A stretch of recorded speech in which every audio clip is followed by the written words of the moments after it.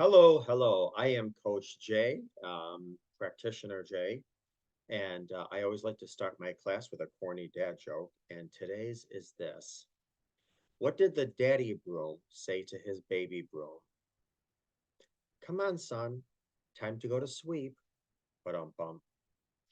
If you can take two slow, healing breaths with me, preferably with your eyes closed, but any way you feel safest. In through the nose, slowly out through the mouth.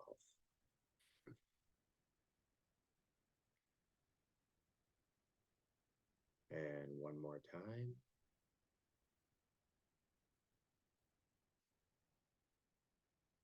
All right. Today, I wanted to go over a few basics of translating some affair talk. Um, this is going to be, there's like many dozens and dozens of statements. Just going to go over a couple of the basics that I hear quite often.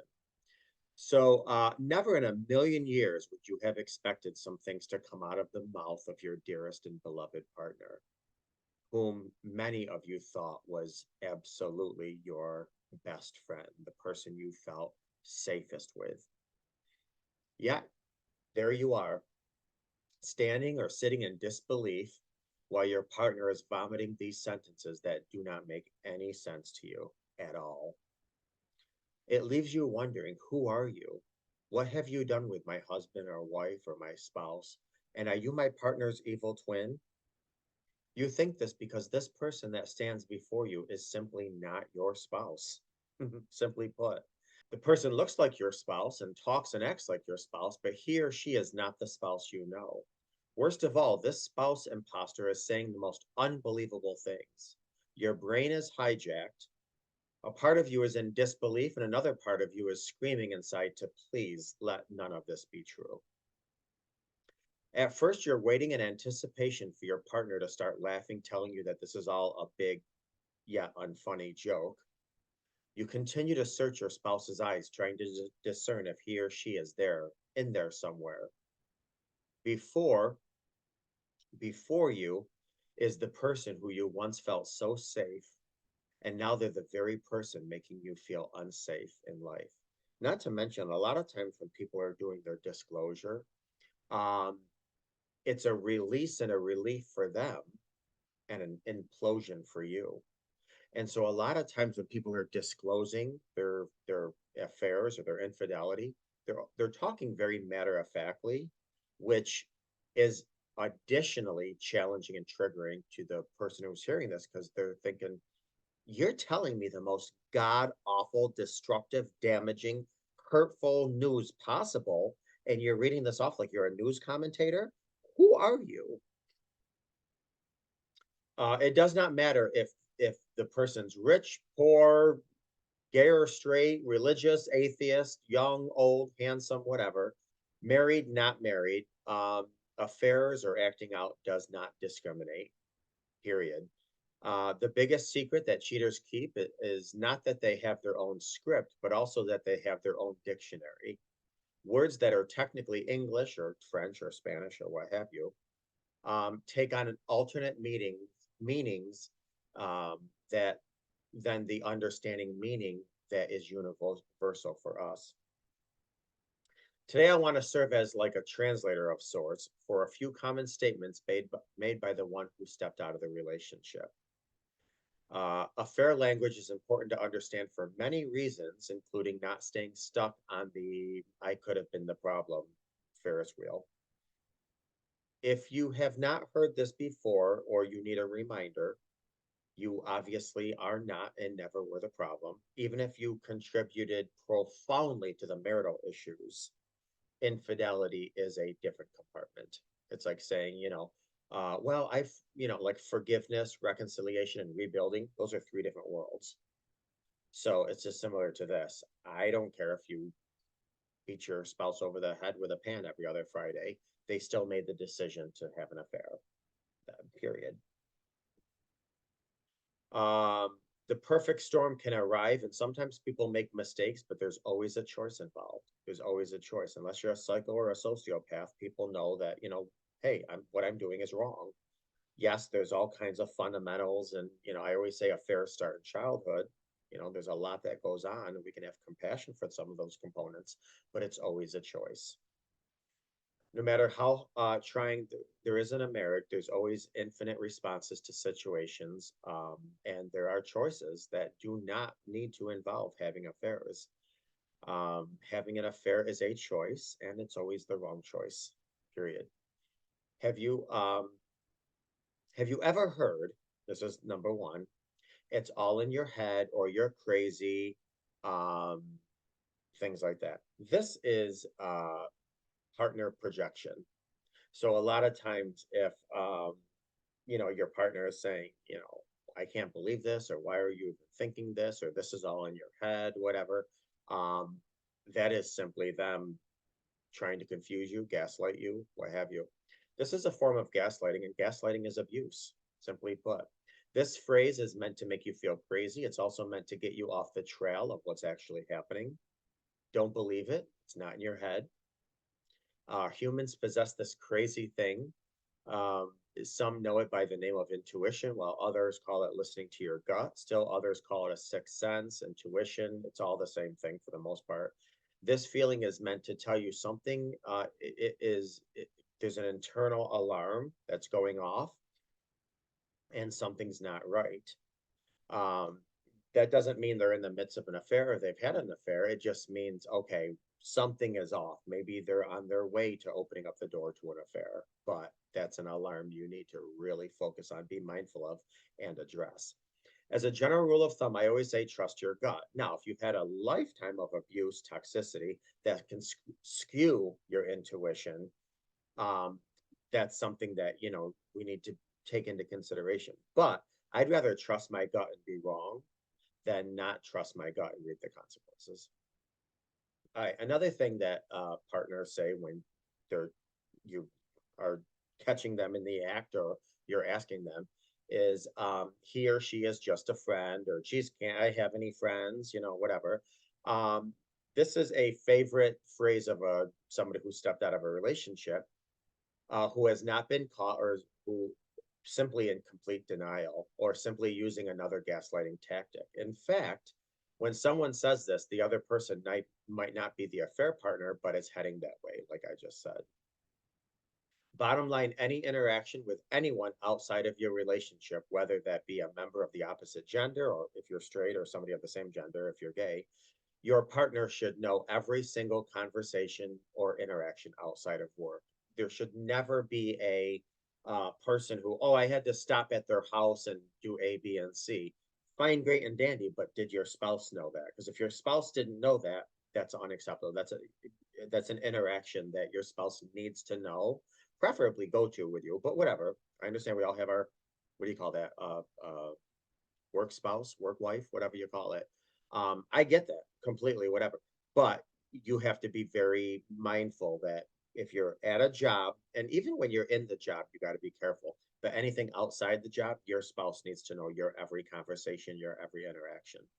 Um, the next thing that spouses love to say, partners love to say when you're asking them questions is, I can't believe you don't trust me. This phrase has similar effect and often causes guilt and self-blame on the person who's asking. If a betrayed spouse is a trusting spouse, and also a trustworthy worthy person, then they believe that they potentially could be the problem, and it will cause them to focus on themselves, which is exactly what the person saying this wants you to do. Um, so basically, what they're saying is, how dare you shine a light on what I'm doing with the other person? I want to do what I want to do, and you need to ignore what is happening so that I can continue seeing this other person, because I don't want it to end. So it's a deflection tactic, it's a stalling tactic. Another thing that people say a lot is, how dare you invade my privacy? This phrase is meant to make the betrayed spouse the problem and to take the focus off the affair. If the betrayed spouse is a nice person, they often allow the cheater to bully them because a part of them feels guilty for snooping. Don't fall for it. And I just want to say this. I talk to a lot of parents who find, like porn or drugs or certain things in their kids' dressers or closets, and they'll say, I feel bad, I was snooping. And I'll say, you know what? There's a difference between invading somebody's privacy and making sure that you are responsible for your relationship. So if your relationship with your child is to keep them safe and you find drugs in their room, um, then snooping was justifiable. It's not even called snooping. It's called, my focus is to make sure my kid is safe. Whatever I need to do to make sure my kid is safe, that's what I'm going to do. It's not called snooping. It's the same thing with your spouse. Whatever I need to do to keep my marriage safe, I'm going to do. I don't care if that's, quote, what society calls snooping, putting, well, I'm not going to get into other things, but whatever you do because you feel something is off, then you do it, period. Because I'd much rather you do something and find out nothing is going on than you don't do something and then weeks and months and years go on and you don't know. All right. Oftentimes somebody will say, well, I didn't want to hurt you. And often this is genuine. Unless someone is having an affair specifically to get revenge on a betrayed spouse, this statement is probably true. But it's also a cop out because many cheaters expect the betrayed spouse to be less hurt since they allegedly did not have a hurtful motive. Their motive actually doesn't matter, to be honest with you. The hurt is the same for the betrayed spouse. I do not believe your spouse wanted to hurt you. Nobody gets into an affair, again, unless it's a revenge affair. Nobody gets into an affair thinking that they're going to hurt the spouse. I mean, it's common sense they do, but nobody gets into the affair with that intention. No spouse wants to hurt you unless they are a sociopath, like I said before, but even sociopaths are not necessarily thinking of hurting someone else. They're just being themselves. Most spouses are not sociopaths, and most spouses do not want to hurt their betrayed spouse. Okay, so I didn't want to hurt you. Great, fine, and dandy. What are the translation to that? What are they really saying? I wasn't thinking about your needs, just my own. Yeah, I did not want to hurt you, but hurting you was not even on my radar at the time.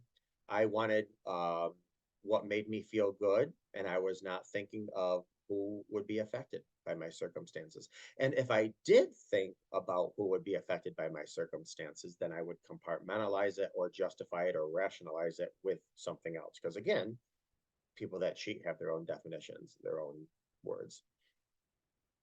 You might even get into somebody that says, I never loved you. This is an excuse. It's another form of denial. It's a vengeful thing to say, certainly. On the other hand, it's a phrase very common when people are in a fair fog. Unless a cheater has made amends and fully understood his or her part, he or she may believe this. Unless someone is in an arranged marriage in a culture that's different from ours, the Western culture, I don't believe this is necessarily true at all. I mean, yes, love is a choice, but you don't fall in and out of love with somebody, even if you have somebody else in mind. This is definitely under the cloud of a fair fog.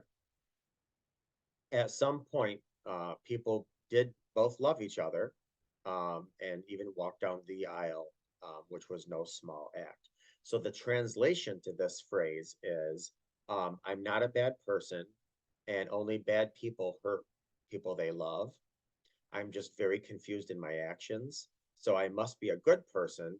And obviously that means I never loved you. So it's another way for them to twist and contort their belief system to not make them feel as if they are a bad person. That's another gaslighting tactic. I mean, which is just so common with people that are trying to weasel their way out of taking full and complete responsibility for disgusting choices. Bottom line.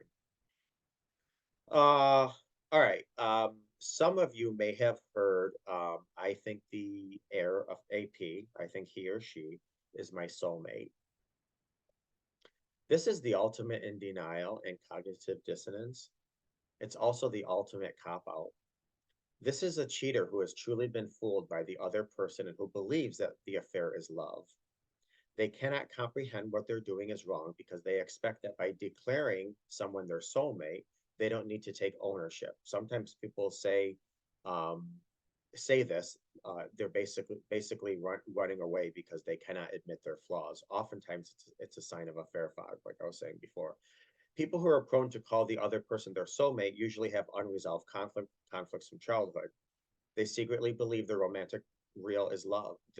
they believe their romantic love is real love, which I always say this, listen, at the beginning of every relationship, there's passionate love. But then eventually, when maturity hits in and real life hits in, it goes to compassionate love.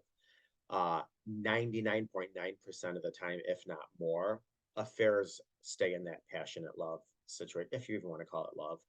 They don't get into that compassionate love. Compassionate love is seeing somebody have a cold and a flu and they're vomiting and they have no makeup on and they're weak and you're rubbing their back while they're throwing up and you still love them, whatever. That doesn't happen in an affair, because in an affair, you're taking a shower, you're putting on your makeup, you're putting on your best cologne, you're not paying bills with somebody, you're not raising kids with somebody. They just get your false sense. You're the best of you, if you want to call it the best of you. It's the fake of you, but whatever. Um, Often people who believe the other person is their soulmate are caught in a relationship where the other person mirrors their shadow side. And this happens for a lot of reasons. Number one, familiarity. I think people get into relationships based on familiarity. What we have to understand is familiarity doesn't equal all the time health. If you were raised in a home where there was a lot of yelling and abuse and stuff, well, finding a familiar person doesn't necessarily mean healthy. It's just that's familiar to you. The other thing too I want to say is when you get into a relationship that has a lot of similar components to the environment in which you were raised, you feel as if, well, you know what, I at least know how to handle that, or now that I'm an adult, subconsciously you feel like you can fix that. So there's a lot of complex reasons why people do the things they do. But anyways, a soulmate is someone who makes them feel comfortable because they both had the same type of abusive childhoods. I just said that, and never have dealt with it. The people feel comfortable together in the most unhealthy ways. And this is what ultimately could cause trauma bonds, which I'm not going to get into if you don't know what a trauma bond is another time. Anyways, let me translate what all that is. That's the person saying, I am the best of people. I go to church, I recycle, I donate 15% of my income to charity, yada, yada, yada, blah, blah, blah, blah, blah.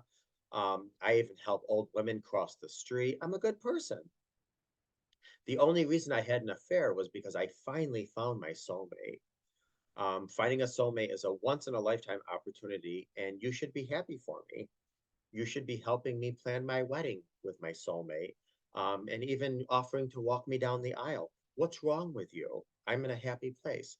Um, Again, all this comes down to denial, gaslighting, manipulating.